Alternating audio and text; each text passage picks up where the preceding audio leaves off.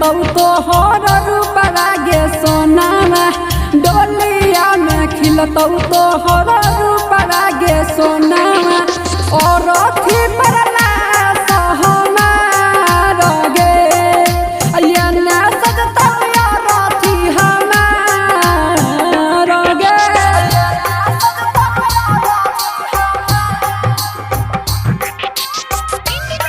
Recording studio सुनवर्सा Saharsa.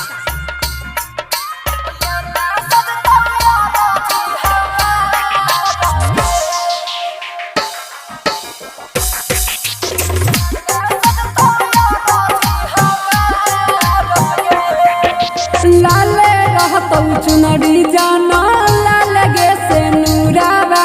लाले रहतौ चुनरी जाना लाल गे से नूराबा उजला रहतौ कपन हमार गे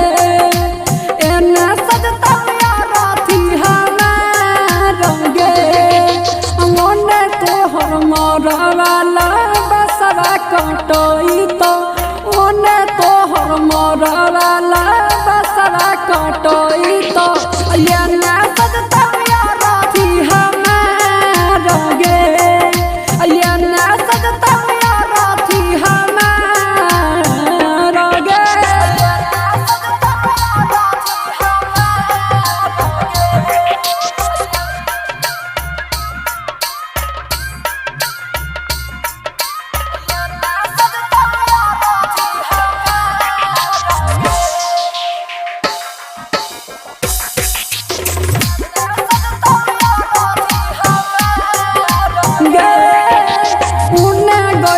तोरा खातिर हरदी के गीतिया